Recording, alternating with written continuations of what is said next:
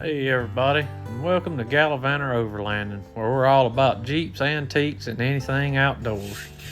Today, we're going to be showing you how to restore an antique cast iron wash pot. This one would have been cast somewhere between 1860 and 1900. We were able to tell this by the shape of the handles on the side, the gate marks, and the sprue marks on the bottom of this pot. I found this pot at a local flea market here in Columbia, Mississippi for the great price of $200. That was a steal of a deal because you can't really find these pots for much less than about $500 or $600 if they're in good shape. This one had no cracks, no breaks, chips, anything in it, in excellent shape. So I was lucky to find it. Now what you seeing me do here, you notice I've got the wire brush and I'm brushing on it and it's turning back rust color. What I had done is flip that thing upside down, held it by a chain, built a fire under it. This breaks up all the oxidation from the rust on the pot. Now after we wire brush it down, we're going to take it and get it down to the bare metal. And I'll show you what we do after that.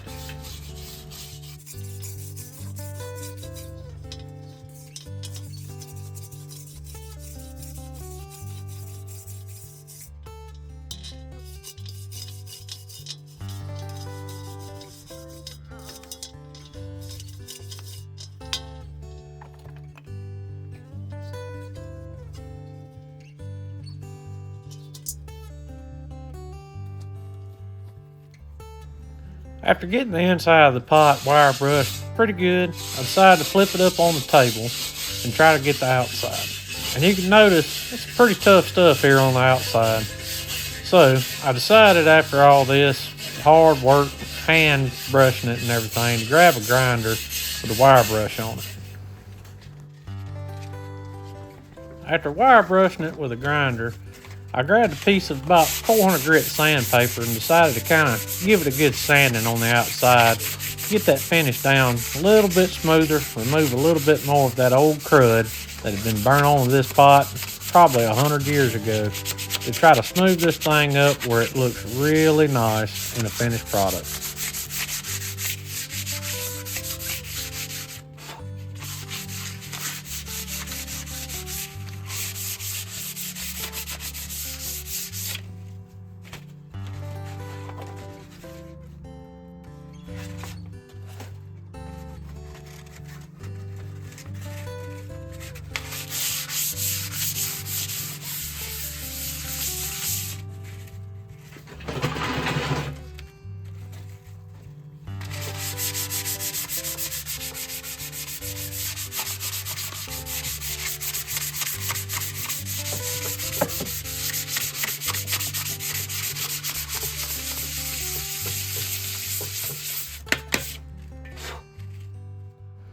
Now you can see here, you back down to the bare metal, a little bit of rust color in there, but that's about how you want it to look.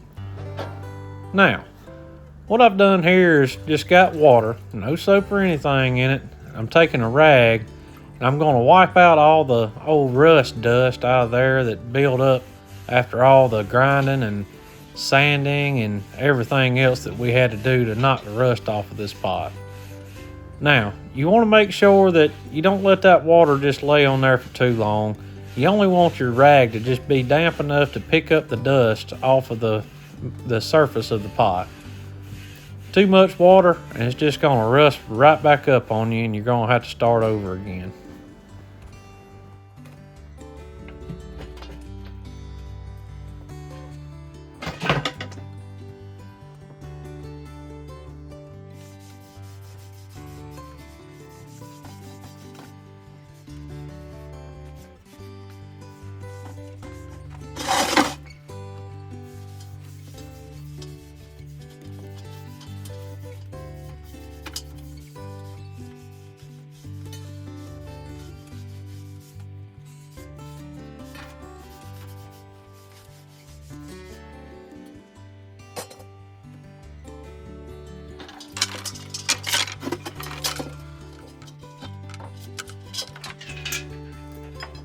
Now, for this next step, I would probably suggest maybe getting a pair of latex gloves or dishwashing gloves to use this Crisco grease that you see I'm putting inside the pot. It makes quite a mess. After you get the pot all cleaned up with the water, you're going to take this Crisco and start rubbing it in. Just a thin, solid layer covering every crevice of the pot.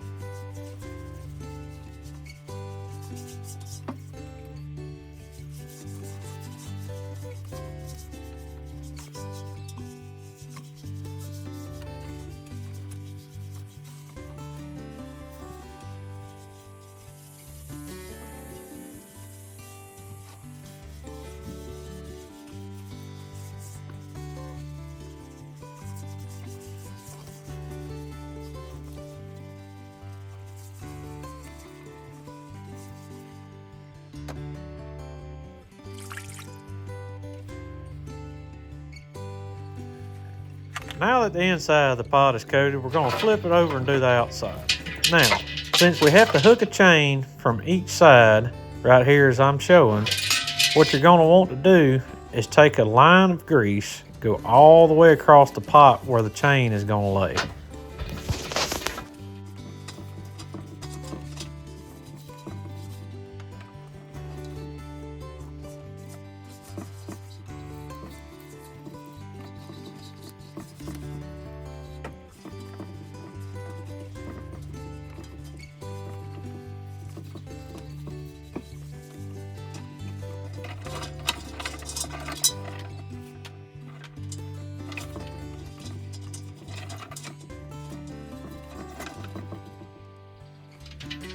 Okay, now once we've got that line of grease where our chain's gonna be, we're gonna go ahead and hook this thing up and get it hanging there.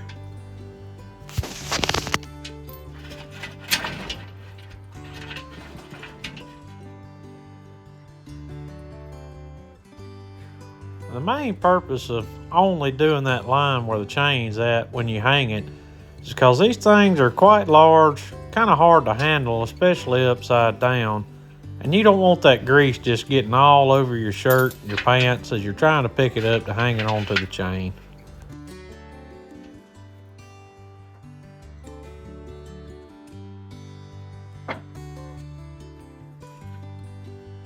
Now that it's hung up and stable, we're going to go ahead and take that Crisco and line the outside of the pot just like we did the inside. Not a very thick layer, just a thin layer, but just making sure that it covers every little pit and crevice that might have got into the cast iron over the last 150 years.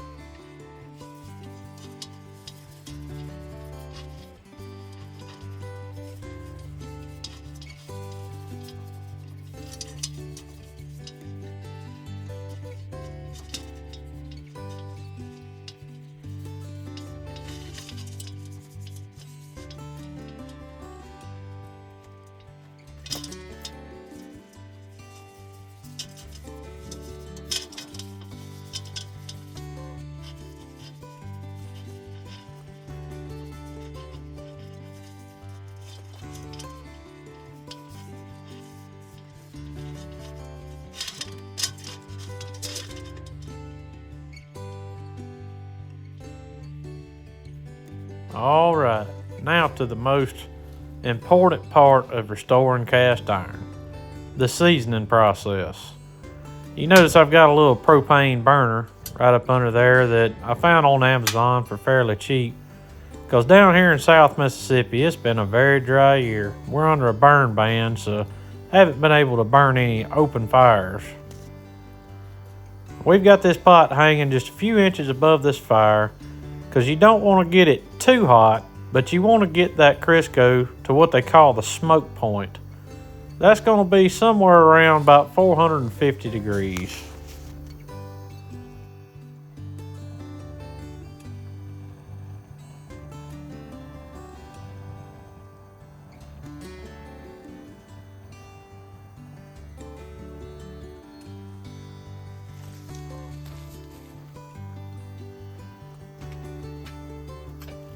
Now with a pot of this size, it's a pretty time consuming process. So I decided to just sit down for a while and whittle on an old stick and watch that Crisco just really burn into that pot really nicely. It's a beautiful afternoon here. It's too bad that I couldn't build a real open fire.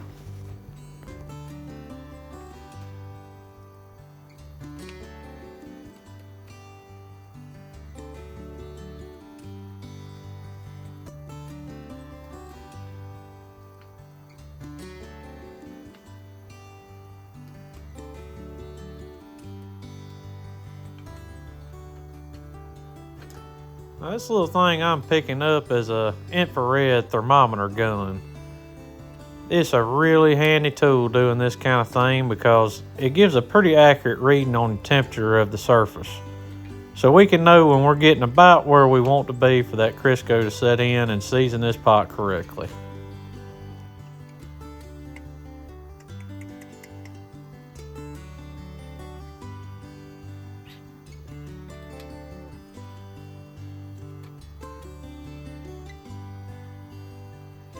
This is old Merle. He likes to hang out with me out under the shed, especially when I'm doing cast iron, because he likes to lick up the burnt off Crisco off the ground. Crazy old dog. You notice that Crisco is starting to get kind of a matte finish on it, not such a high gloss. There's the inside of the pot, making sure it's burning in really nicely. It's looking good.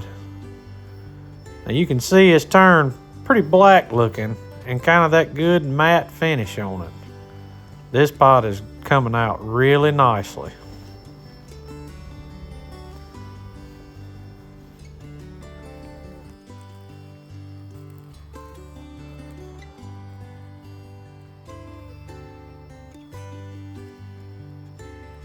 Now by this time of the evening, it was starting to cool off pretty good down here.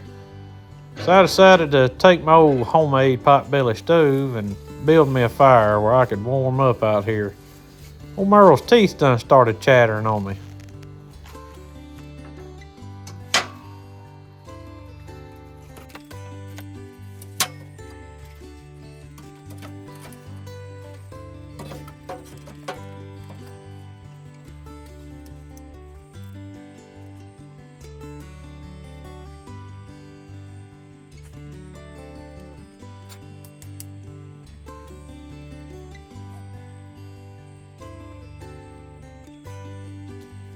Alright, after the pot had cooked on the fire for about an hour or so, hour and a half, I pulled it down after it cooled off, and this is how it looked. Now, for a pot like this, especially it's been sitting up for so long, a lot of deep rust in it, we're going to want to do this about 3 or 4 times until the pot gets a really, really dark black finish and got a good thick coat of that good old seasoning.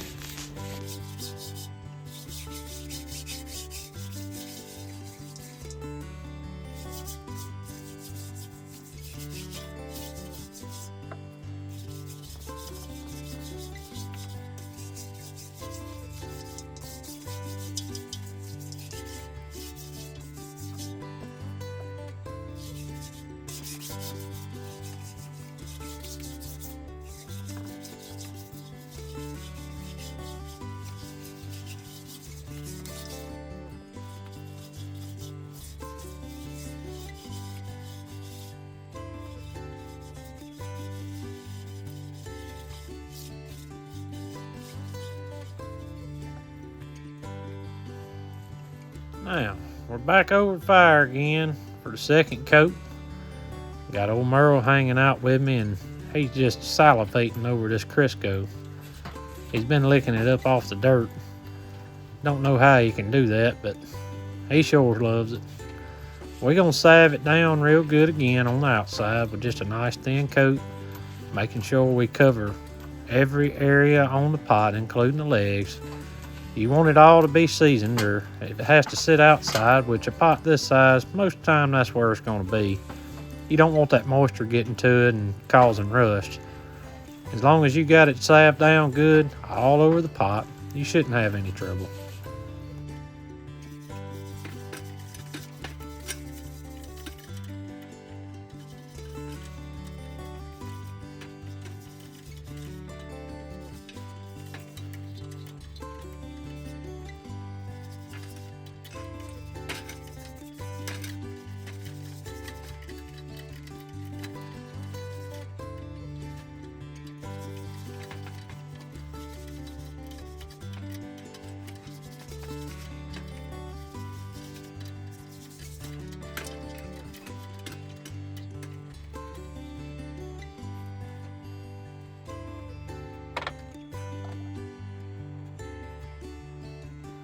Now back over the fire again. We're gonna get it up to the smoke point once again.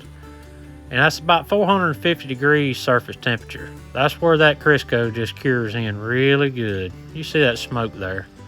That was the third coat. Now here's your final product. Look how slick and pretty that thing is. Ready to go. Follow us, subscribe, and we'll teach you how to do all kind of things.